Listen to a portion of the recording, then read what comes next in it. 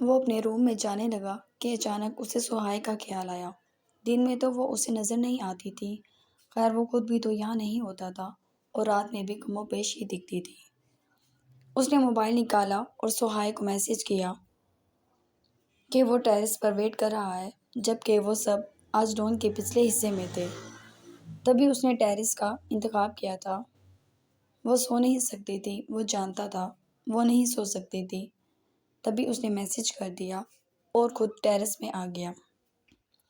ٹھنڈی ہوا نے کچھ دماغ کی گرمی کو کم کیا اور ایک اچھا تاثر اس کے اوپر چھوڑا تھا۔ آج وہ اسے فورس کرنا چاہتا تھا۔ اماں جی کو تو منا ہی لیتے، انہوں نے کہا تھا، مگر تھوڑی محنت اسے بھی کرنی چاہیے تھی، اور وہ اپنے ماں باپ کو بھی اب کہنے والا تھا، مگر وہ جانتے پہلے سے تھے۔ ارتاش نے 10 منٹ اس کا ویٹ کیا اور اس سے پہلے وہ دوبارہ میسج کرتا، اسے پیچھے سے کھٹ پٹ کی آواز آئی اور اس نے مڑ کر دیکھا تو وہ آ رہی تھی۔ اس نے ٹیرس میں چلتا ایک واحد بلب بھی بند کر دیا۔ ارتاش کے لبوں پر مسکان پھیل گئی۔ وہ اسی کی جانب دیکھنے لگا۔ نیچے سے لون میں سے اس کے بھائی اور باقی سب کی آوازیں آ رہی تھیں۔ شاید وہ اسی لیے ڈر رہی تھی کہ اچھا نہ لگتا اگر کوئی ان دونوں کو یوں دیکھتا۔ اب وہ کیا کہتا، کسی کو برا نہ لگتا سوائے اس کی کھڑوس ماں کے۔ اس نے بالوں میں ہاتھ پھیرا۔ پورے 2 دن بعد دیکھا ہے میں نے تمہیں۔ اس کا بھاری لہجہ سہائے کی توجہ ادھر ادھر سے ہٹا کر بالکل اس پر لے گیا۔ وہ اس سے کچھ فاصلے پہ کھڑی ہو گئی۔ بہت زہر لگتے ہیں مجھے وہ لمحے جو تم سے دور گزرتے ہیں، جن میں تمہارا دیدار نہ ہو یا تم میسج کا جواب نہ دو۔ مجھے وہ وقت ہی بہت بھاری لگتا ہے۔ وہ بولا تو اس سرد رات میں اس کے لہجے کی تپش نے سامنے کھڑی سہائے کو کنفیوز کر دیا تھا۔ وہ پلکیں جھپکتی بار بار اس پر سے نگاہ ہٹا لیتی۔ ابا جی، میرا کام ابا جی کر دیں گے، مجھے فکر نہیں ہے اب کوئی، مگر پھر بھی تمہیں تھوڑی سی محنت کرنی چاہیے۔ وہ بولا تو سہائے جیسے اس کے لہجے کی خمار سے نکلتی ہوش میں آ گئی۔ وہ اب ارتاش کی طرف ہی دیکھ رہی تھی۔ ٹھنڈی ہوا اس کی بے چین لٹوں کو چہرے پر شرارت کرنے پر مجبور کر رہی تھی۔ ارتاش بس دم سادے اسے دیکھنے لگا، اور یوں ہی وہ اس کا دیوانہ نہیں تھا۔ اس کا حسن، اس کی حیا، اس کی معصومیت، ارتاش کی دیوانگی جائز تھی اس کے لیے۔ میں مما بابا سے بات کرتا ہوں، وہ بھی فورس کریں گے، امی نہیں مانیں گی۔ اچانک ایک خواب جو کانچ پہ تعمیر ہو رہا تھا سہائے کے لفظوں پر ٹوٹ گیا۔ اس نے سہائے کی جانب دیکھا۔ تم ایسا کیسے کہہ سکتی ہو؟ وہ مان جائیں گی، ابا جی نے مجھ سے وعدہ کیا ہے۔ ارتاش بے چین سا ہونے لگا۔ معلوم ہے، ابا جی نے وعدہ کیا ہے، مگر میری ماں فیصلہ کر چکی ہے۔ وہ سر جھکا کے اسے اطلاع دینے لگی۔ کل احتشام آنے والا تھا، کیا مطلب ہے اس بکواس کا؟ بھیگا بھیگا سا حسین سما بدل کر ارتاش کی دھاڑ میں بدل گیا تھا۔ ارتاش! وہ گھبرا گئی اس کی چیخ پر۔ کیا کہہ رہی ہو تم؟ یا پاگل ہو گئی ہو؟ تم کتنے سکون سے یہ باتیں بتا رہی ہو۔ نہیں سہائے، ایسا نہیں ہوگا۔ ایسا کیوں ہوگا؟ تائی جان مان جائیں گی، تم مناؤ انہیں، ابا جی منا لیں گے۔ میں بابا مما کو بھی بھیجوں گا نا، وہ بے قراری سے بول رہا تھا۔ سہائے کا دل کئی ٹکڑوں میں تقسیم ہو گیا۔ ابا جی چپ ہو گئے ہیں کیونکہ امی کے ساتھ بابا نے بھی بات کی ہے، وہ لوگ آپ کے لیے نہیں مانیں گے۔ تو تم کیوں نہیں کہتی کہ مجھ سے محبت کرتی ہو؟ وہ ایک دم اسے سختی سے جھنجھوڑ کر بولا۔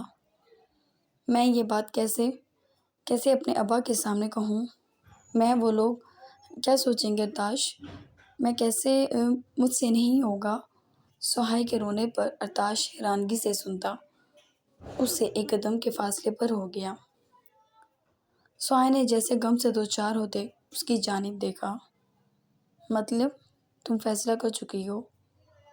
وہ آنکھوں میں حیرانگی لیے سوال کر رہا تھا۔ نہیں میں نے ایسا نہیں کہا، میں آپ کے سوا کسی کا تصور نہیں کر سکتی، ایسا نہیں۔ Shut up! وہ بنا لحاظ کے حلق کے بل چیخا، سالہ میں بیوقوف بن رہا تھا تمہارے پیچھے میں تمہاری ماں کے قدموں میں بیٹھنے کو تیار ہوں، اور تم مجھے یہ سنانے آئی ہو کہ میں تمہیں بھول جاؤں۔ اس نے اسے دور دھکیلا، جبکہ سہائی بری طرح سے سک اٹھی۔ نہیں، میں نے ایسا نہیں کہا۔ تو اور کیا کہا ہے تم نے؟ وہ جیسے جنونی ہو گیا۔ اچانک اس کی گردن جکڑی اور اس کا سر ٹیرس کی دیوار سے نیچے کر دیا۔ سہائی کی چیخ نکلتی رہ گئی۔ وہ دیوار چھوٹی تھی، یہاں سے سارا لون کا منظر دکھائی دیتا تھا، اور سہائی اسے خود کو چھڑانے لگی۔ تم نے میری محبت کا تماشا بنایا سہائی۔ تم نے یہ سوچ لیا کہ تم احتشام سے شادی کرو گی، کیونکہ میں پاگل تمہارے پیچھے سب کو بتاتا پھر رہا ہوں کہ تم سے محبت کرتا ہوں۔ تم 2 لفظ میرے لیے محبت کے نہیں بول سکتی۔ تم دنیا کے سامنے اعتراف نہیں کر سکتی کہ مجھ سے محبت کرتی ہو، یعنی تم نے مجھ سے کبھی محبت کی ہی نہیں۔ سرخ نظروں سے وہ بے قابو ہو رہا تھا، کچھ نہیں دیکھ رہا تھا کہ سہائی کی جان نکلنے کو تیار ہے۔ اس کی گردن پر ارتاش کے ہاتھ کا دباؤ بڑھتا جا رہا تھا، جبکہ اس کو لگ رہا تھا اب وہ سر کے بل زمین پر جا گرے گی۔ اوپر سے اس کی بدگمانی۔ اچانک کچھ لمحوں میں اس نے اسے جھٹک دیا۔ سہائی کھانسنے لگی۔ ارتاش، جبکہ سر کے بال مٹھیوں میں جگڑتا، بے یقینی کی انتہا پر تھا۔ اس کا دماغ معاف تھا۔ سہائی کچھ بول نہیں سکی، اپنے گلے میں لگی کھانسی کی وجہ سے، جبکہ وہ اس کی خاموشی کا مطلب خود سے اخذ کرتا نفی میں سر ہلاتا پلٹا۔ میں کہتا تھا زندگی میں کوئی مجھے دھوکہ نہیں دے سکتا، مگر معلوم ہی نہیں تھا اتنا معصوم چہرہ اتنی بڑی چال چلے گا۔ وہ طنزیہ اس کی جانب دیکھتا مسکرایا۔ جانتا نہیں تھا کہ تم ہی تو ہو۔ ارے بھئی، میں 2 ٹکے کا پولیس والا سیٹھ۔ وہ پاؤں کے بل اس کے سامنے بیٹھ گیا۔ سہائی نفی میں سر ہلانے لگی۔ لالچ سے بھری تمہاری آنکھیں مجھے بہت کچھ جتا گئیں، اس نے جیسے بے حد ٹھوٹے لہجے میں کہا تھا۔ نہیں ارتاش، آپ غلط سمجھ رہے ہیں۔ میں بے بس ہوں، مگر احتشام سے شادی نہیں کرنا چاہتی۔ وہ اس کا ہاتھ پکڑتی کہ ارتاش نے ہاتھ دور کر دیا۔ اپنے رستے میں اب کبھی مجھے نہیں پاؤ گی، کہتا وہ جھٹکے سے اٹھا، اور اس کے پاس سے اٹھ کر وہاں سے وہ لمبے لمبے قدم لیتا چلا گیا، جبکہ سہائی پھوٹ پھوٹ کر رو دی۔ اس نے ہر ممکن کوشش کی تھی۔ اس کی ماں ارتاش کا نام سننا نہیں چاہتی تھی۔ وہ اس کی 2 لفظی بات کیا سنتی، مگر ارتاش یہ نہیں سمجھ رہا تھا۔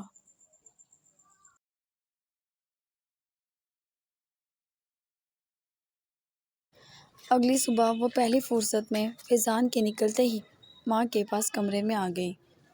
مجھے احتشام سے شادی نہیں کرنی۔ سہائی خود جانتی تھی اس نے یہ الفاظ آخر بولے کس طرح تھے، جس کی ساری طاقت لگ گئی تھی یہ کہنے میں۔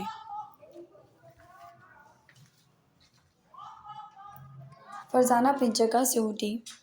اسے حیرانگی نہیں ہوئی تھی، وہ جانتی تھی ایک دن اس کی بیٹی یہ بات کہنے ضرور آئے گی۔ اس نے اٹھ کر دروازہ بند کیا، سہائی کا ہاتھ ناگوارے سے پکڑ کر اسے بستر پر دھکیل دیا۔ تو اس ارتاش سے کرنی ہے جسے بات کا پتنگڑ بنانا آتا ہے، جس کی زبان کے آگے تمہاری ماں کے لیے خندق ہے، جو صرف چند روپے کماتا ہے۔ تم اس کا مقابلہ احتشام سے کر رہی ہو۔ دیکھو سہائی، سمجھنے کی عمر نہیں ہے تمہاری۔ میں تمہیں بس یہ کہوں گی کہ تمہاری زندگی پر ماں ہونے کی حیثیت سے میرا پورا حق ہے، اور اسی وجہ سے تمہاری زندگی کا اہم فیصلہ میرے علاوہ کوئی نہیں لے گا، اور میرا فیصلہ اٹل ہے کہ تم احتشام کی دلہن بنو گی۔ وہ ایک ایک لفظ پر زور دیتی اسے رونے پہ مجبور کر گئیں۔ امی آپ سمجھ چپ، بالکل چپ۔ تم مجھے اپنی عاشقی کے قصے سنا رہی ہو؟ ہاں، میری تربیت پر الزام لگاتی ہو؟ جب جب ارتاش کا نام لیتی ہو؟ تمہیں ایک بات کہہ دی میں نے، اگر تم ارتاش کا نام لوگی اچھا نہیں ہوگا، اور اگر پھر بھی تم نے کوئی کوشش کی تو میرا مرا منہ دیکھو گی۔ اب تم ڈائن تو ہو نہیں جو ماں کو کھا لے گی۔ سہائے حیرانگی سے ماں کو دیکھتی رہی۔ ہاں، یہی سچ ہے۔ اگر تم نے کوئی اختلاف اٹھا کر اپنے باپ تک یہ بات پہنچائی کہ تم احتشام کو نہیں ارتاش کو پسند کرتی ہو، تو میں اسی دن یہ گولیاں کھا لوں گی۔ اس نے ساری نیند کی گولیوں کی ڈبی اس کی جھولی میں پھینک دی، جبکہ اس کے گال پر آنسو کی لڑی بندھ گئی تھی۔ تمہارا فرض ہے اپنی ماں کی بات پر چلنا، وہ بولی، جبکہ سہائے بس ان گولیوں کو دیکھنے لگی جس پر وہ دھمکا رہی تھی۔ اب تم جاؤ یہاں سے۔ بیٹی کو ڈرتے دیکھ وہ اسے وہاں سے جانے کے لیے بولی تو وہ جلدی سے اٹھ کر وہاں سے بھاگ گئی۔ آج تم رو رہی ہو میرے فیصلے پر سہائے، مگر میں تمہارے مستقبل کے آنسو صاف کر رہی ہوں۔ وہ اس کے پیچھے سے سوچتی اپنی بہن کو کال کرنے لگی تھی جن لوگوں نے آج آنا تھا اور شادی کی ڈیٹ فکس کرنی تھی۔